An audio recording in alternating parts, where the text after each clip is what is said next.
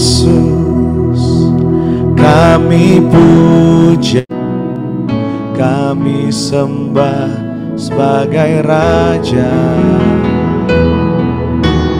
Berdiri di tengah kami, ditinggikan dan dipuji.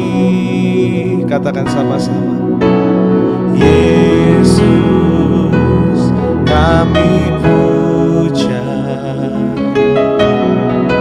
kami sembah sebagai Raja. Oh, berdiri di tengah kami, ditinggikan dan dipuji. Sembah Dia Raja. Kita angkat tanganmu dan katakan, sembah dan puji penuhi tatamu. Sembah dan puji penuhi tatamu.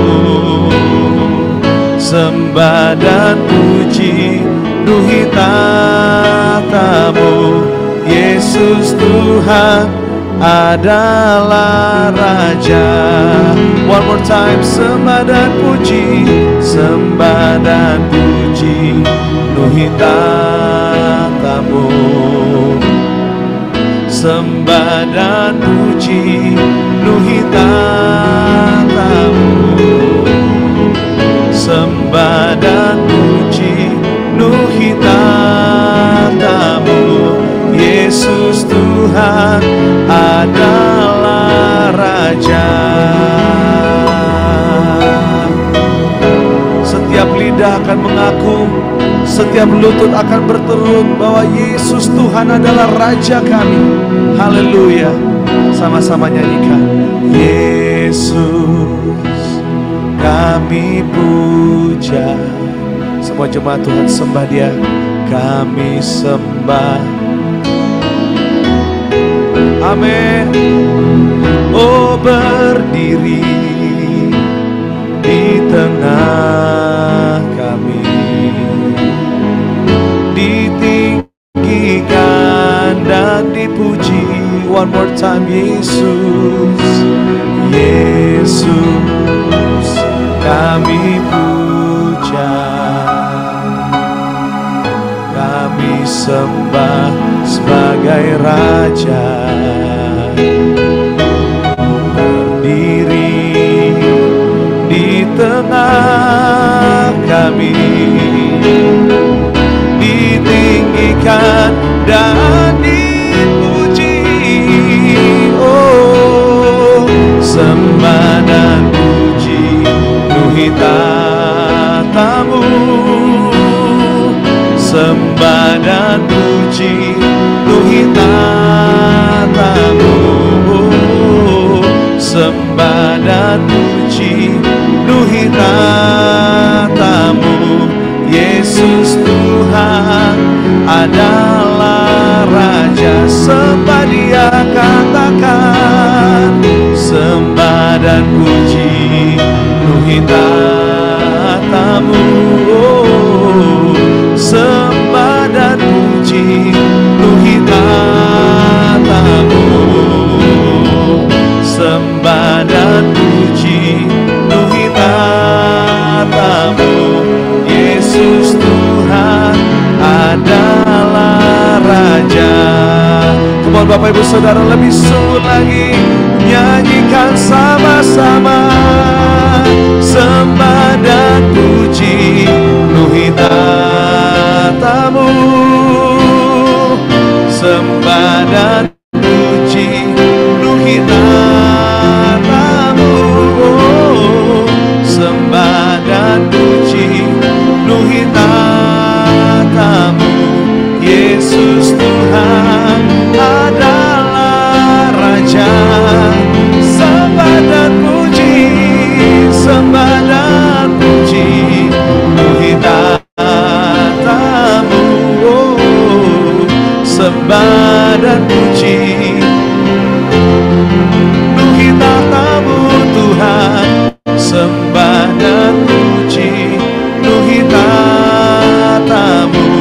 Yesus Tuhan adalah Raja. Setiap kita yang telah diubahkan pikirannya, sama-sama nyanyikan. Sembah dan puji. Nyanyikan pujian ini sama-sama. Sembah dan puji. Dengan segenap hatimu nyanyikan. Sembah dan puji. Yesus Tuhan adalah Raja. Lebih intim lagi dengan Tuhan, katakan. Sembah dan puji penuhi tatamu. Sembah dan puji penuhi tatamu. Sembah dan puji penuhi tatamu. Yesus Tuhan adalah Raja. Yesus Tuhan adalah Raja. Oh, Yesus Tuhan adalah Raja.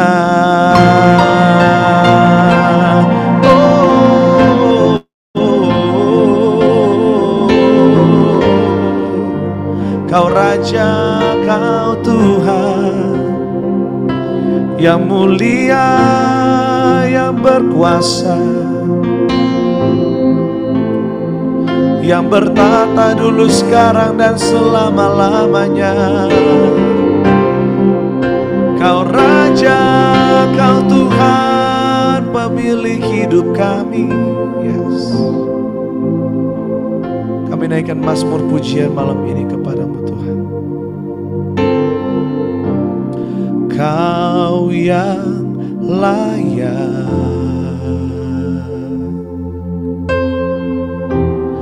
Kau yang layak. Bawa hatimu menyembah Tuhan. Kau layak disembah di dalam roh dan kebenaran. Kau yang layak, Kau yang layak, Kau layak disembah, ditinggikan untuk selamanya. Sembah Raja kita, sembah Tuhan kita, katakan Kau yang layak,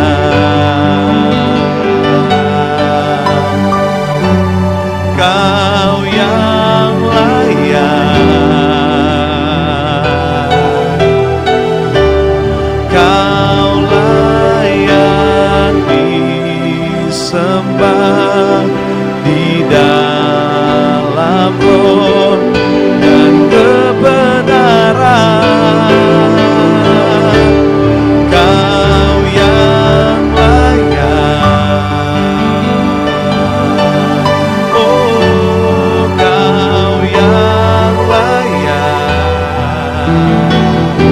Haleluya. Kau layak disembah, ditinggikan untuk selamanya. Jemaat Tuhan, angkat hatimu, angkat tanganmu. Kau yang layak, Kau yang layak. Oh, haleluya. Kau layak disembah di dalam roh dan kebenaran. Oh,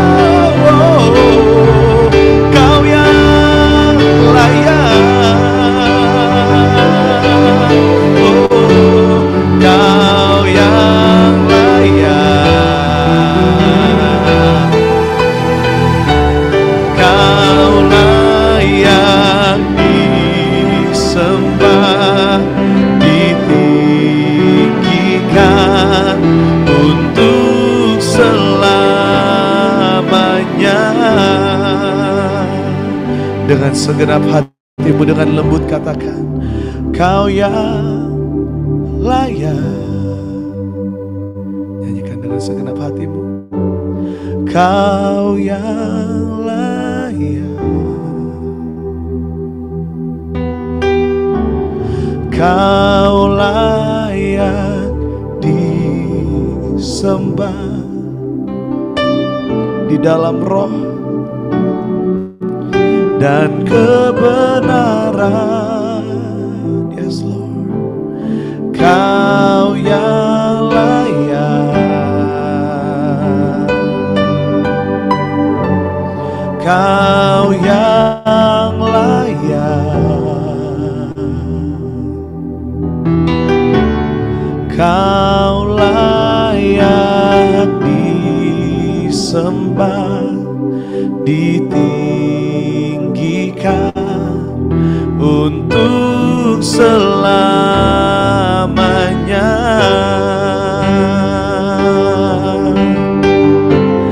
Kau layak disembah, ditinggikan untuk selamanya.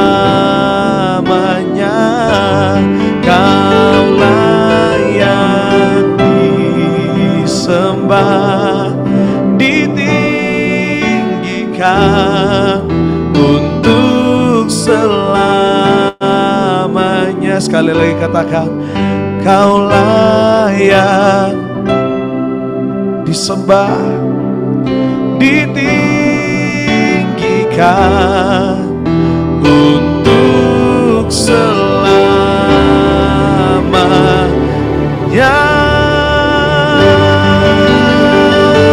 Berikan tepuk tangan kemuliaan bagi Tuhan, Raja kami, Tuhan kami yang layak disembah, yang layak ditinggikan, diagungkan selamanya. Oh, haleluya, haleluya, haleluya. Thank you Jesus, thank you Jesus. Mari kita berdoa. Tuhan, terima kasih untuk pagi hari ini kami telah bangun dengan keadaan sehat. Semua karena anugerah-Mu, semua karena kemurahan-Mu.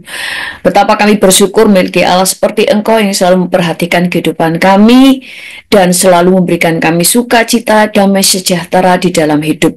Dan pada pagi hari ini kami mau mendengar firman-Mu. Biarlah setiap firman-Mu Tuhan menjadi makanan rohani yang mengenyangkan, memuaskan, dan membuat hidup kami terus bertumbuh di dalam pengenalan akan Engkau lebih lagi.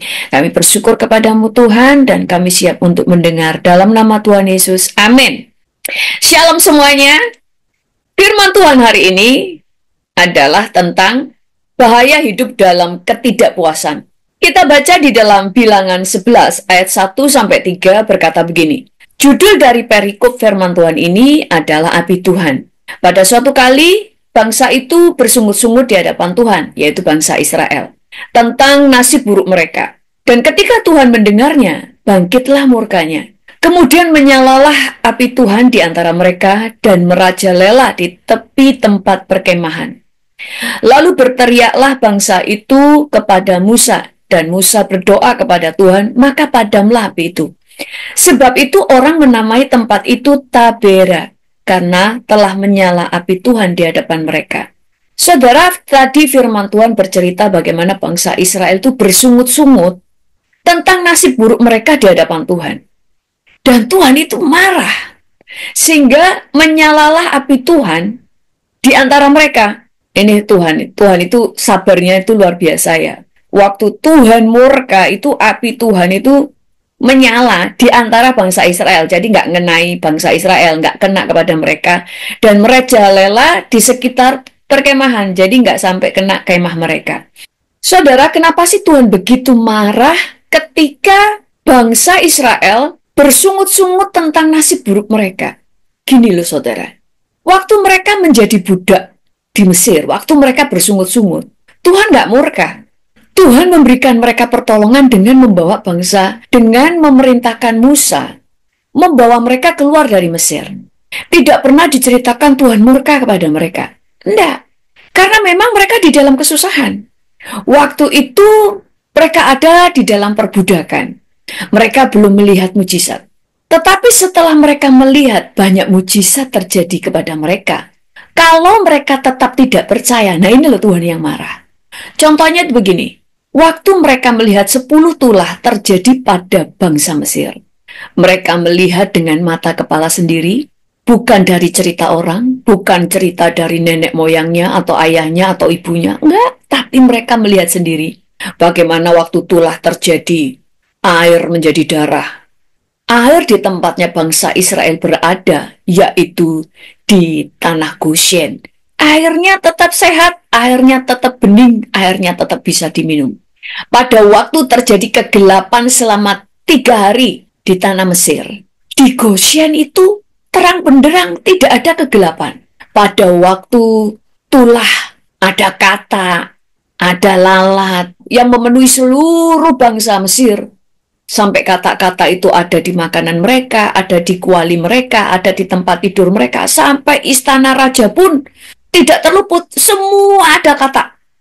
Sehingga kan menjijikan. Saudara bisa bayangin, waktu ada orang masak, ada kata masuk, sehingga mati di situ, sehingga busuk, ada yang kegencet, pasti kotor sekali, sangat menjijikkan, dan risih. Ada penyakit sampar, ada lalat pikat, ada barah. Semua itu terjadi di Mesir, tetapi di Goshen di mana bangsa Israel ada, itu tenang-tenang, nyaman, tidak ada kata satupun yang menyerang mereka. Tidak ada belalang, tidak ada penyakit barah. Barah itu seperti bisul yang menggelembung, yang bisa pecah, itu bikin gatal. Itu terjadi pada manusia dan binatang di seluruh Mesir. Tetapi orang Israel tidak kena bara sama sekali.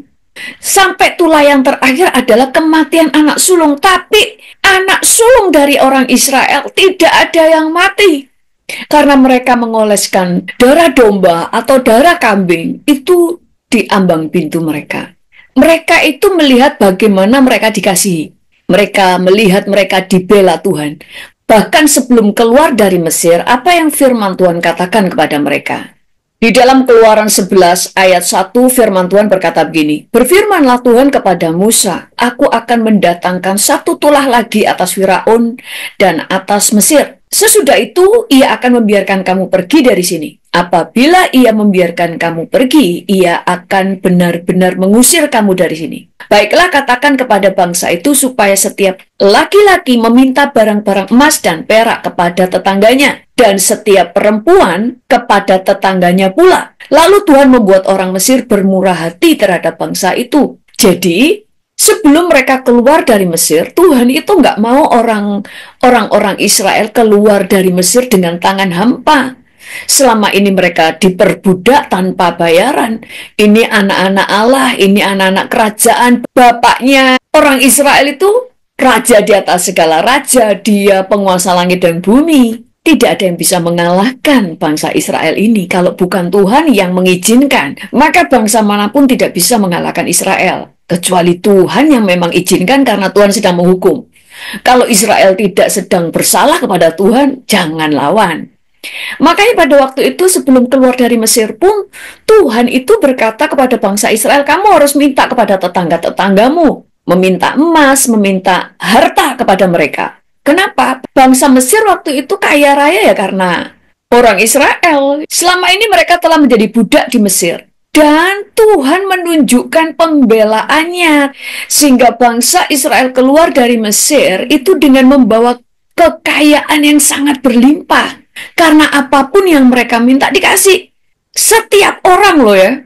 Kalau minta dikasih. Apalagi waktu itu orang Israel jumlahnya kurang lebih 2 juta orang. Tuhan membuat hati orang-orang Mesir bermurah hati dan ketakutan. Sehingga apa saja yang diminta oleh orang Israel pasti dikasih. Baik itu kain-kain yang mahal, perhiasan, barang-barang mewah, dari emas, dari perak. Semuanya yang diminta dikasih. Dan pada waktu mereka keluar dari Mesir, waktu menghadapi Laut Tebrau terbelah hanya untuk mereka.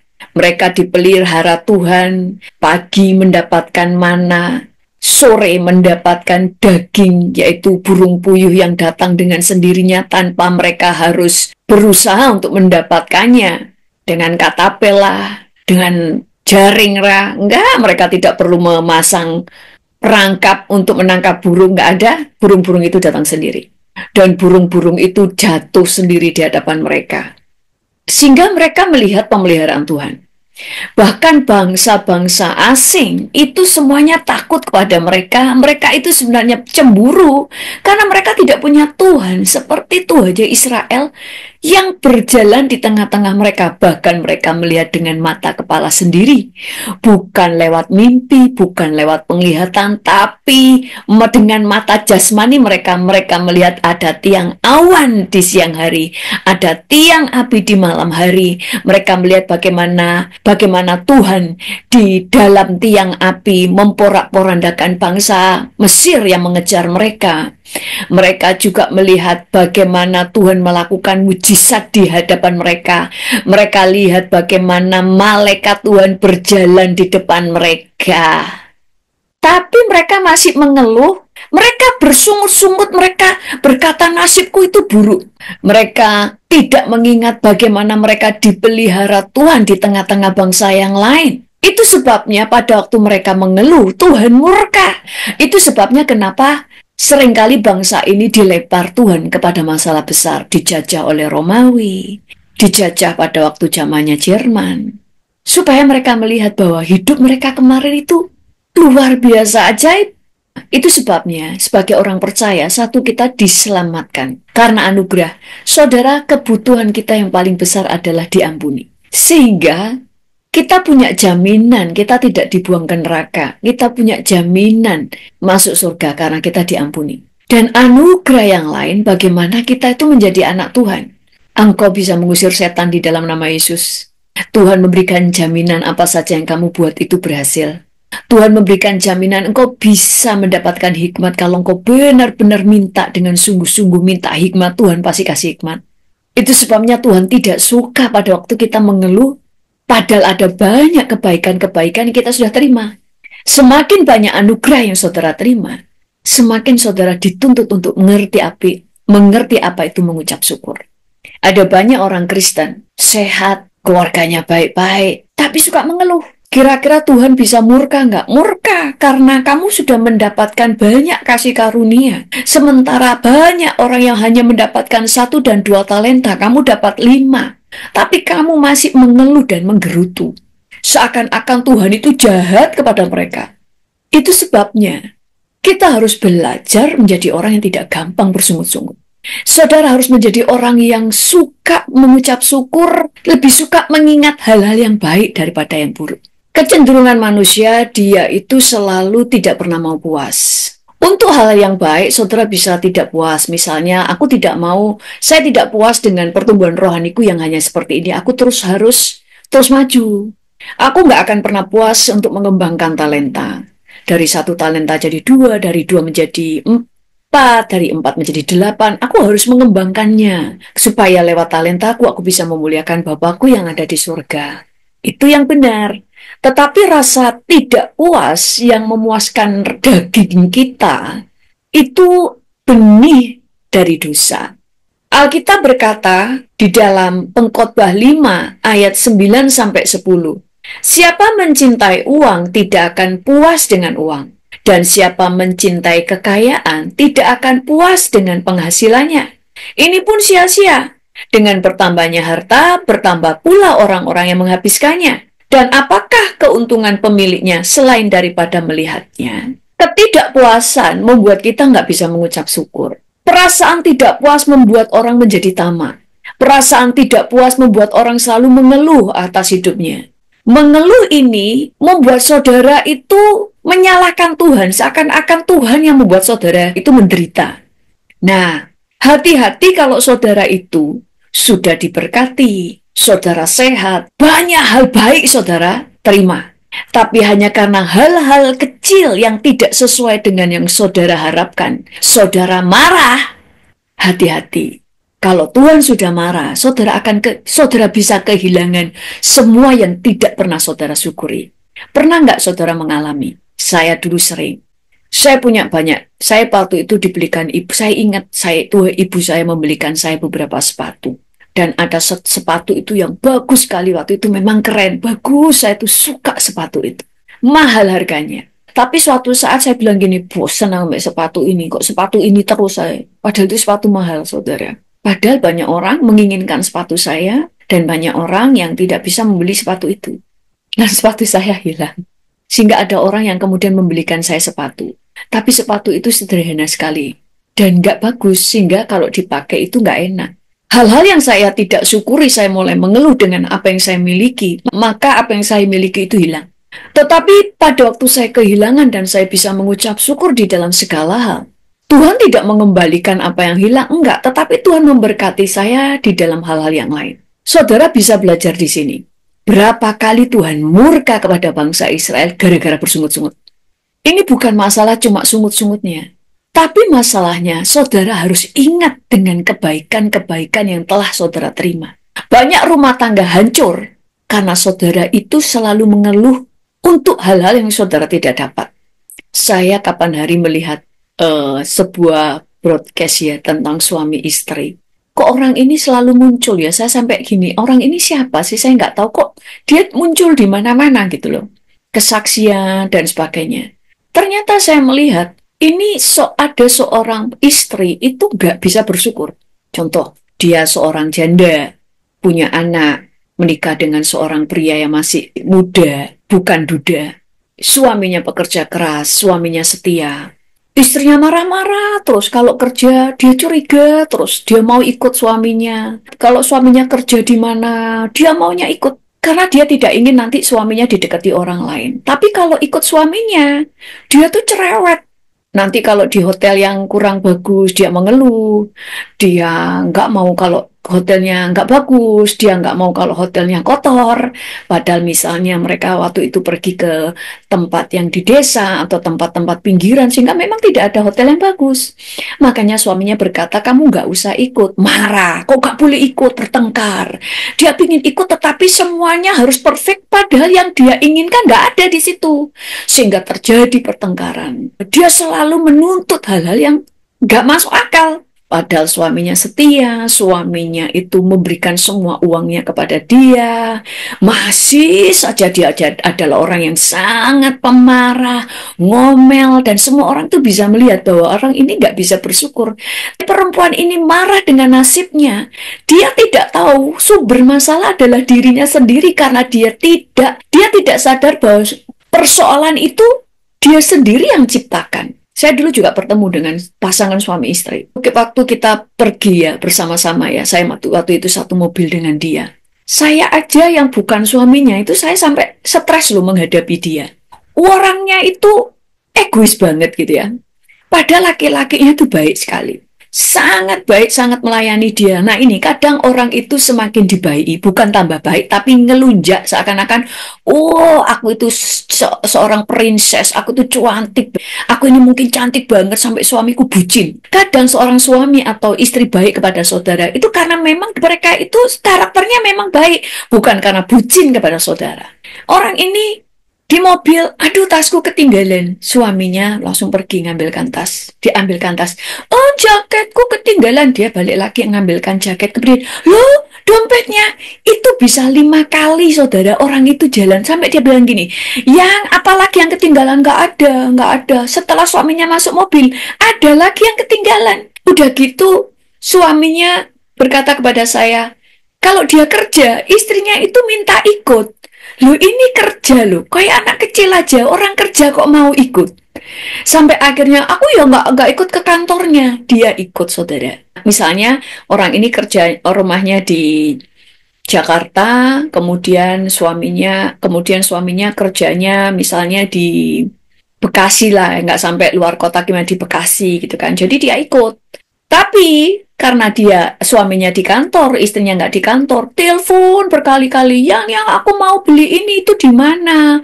Kamu cari di Google sayang. Nggak nyari, nggak tahu aku. Kemudian yang aku ini, setiap menit dia telepon suaminya. Dan di situ saya tegur dia, kamu itu kok kayak anak kecil ya, suamimu kerja. Uangnya ya kamu nikmati. Istrinya nggak kerja loh saudara. Pengangguran istrinya. Kenapa kamu nggak mengucap syukur? Aku maunya selalu sama suamiku loh. Suamiku kerja terus, aku pingin nih suamiku jalan sama aku. Soalnya aku nggak tahu jalan. Ya aku telepon sama suamiku. Terus saya berkata, lah gimana suamimu mau nunjukin jalan, dia lagi kerja kok. Saya aja yang tidak jadi suaminya tuh sampai nggak sabar sama orang ini. Saya baru ketemu beberapa hari dengan dia itu sudah nggak sabar. Apalagi suaminya tuh beberapa tahun sudah menikah dengan perempuan ini. Nah, sumber masalah di dalam dua wanita yang saya sebut ini, istri-istri ini, bukan pernikahannya yang punya masalah. Bukan Tuhan yang membuat mereka punya masalah, tapi mereka sendiri yang bikin masalah karena tidak bisa mengucap syukur. Ada juga suami-suami yang tidak bisa mengucap syukur. Sudah istrinya meninggalkan pekerjaan demi dia untuk merawat anak-anaknya. Kemudian mengeluh, istriku jelek lah, istriku nggak terawat lah, istriku sibuk dengan anak lah, nggak menghasilkan uang lah. Orang yang benar-benar tinggal di dalam Kristus, matanya itu adalah mata yang benar, bukan mata kedagingan. Sifat dosa itu seperti lalat yang dia deketi, yang dia lihat itu ya yang kotor. Tetapi orang benar, orang yang dewasa, matanya itu seperti mata lebah. Dia tuh selalu mencari yang baik. Kalau saudara selalu mencari yang buruk, maka saudara tidak akan pernah bisa bersyukur, saudara tidak bisa melihat yang baik. Sehingga pada waktu saudara selalu bersungut-sungut dengan hidupmu, maka nasibmu seperti dengan apa yang kamu sungutkan. Nasibmu menjadi buruk karena kamu yang menciptakan. Itu sebabnya kalau saudara sekarang banyak masalah, mulai lihat, mungkin fokus matamu selama ini lebih fokus kepada masalah, bukan kepada hal yang baik.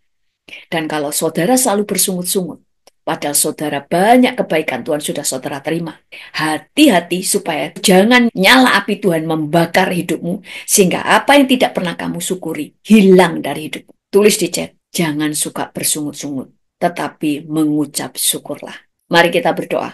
Tuhan, kami mengucap syukur untuk hari ini. Kami diajar untuk tidak mengeluh. Kami tidak mau bersungut-sungut tetapi mengucap syukur. Engkau telah memelihara kami. Engkau memberikan kami banyak kebaikan. Tetapi kami seringkali lebih suka untuk melihat yang buruk, yang belum kami dapatkan.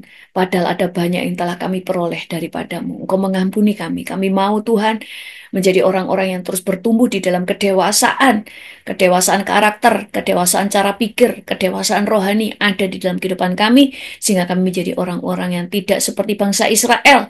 Tetapi kami memiliki karakter seperti Musa yang bisa melihat segala sesuatu lewat kacamata Tuhan. Dia bisa mengucap syukur di dalam segala hal.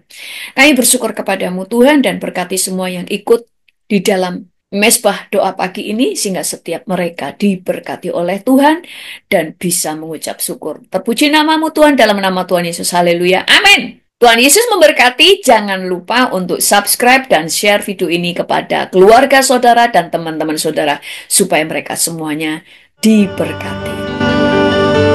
Berikan tepuk tangan kemuliaan bagi Tuhan. Raja kami, Tuhan kami yang layak disembah, yang layak ditinggikan, diagungkan selamanya. Oh, haleluya, haleluya, haleluya. Thank you Jesus, thank you Jesus, thank you Jesus.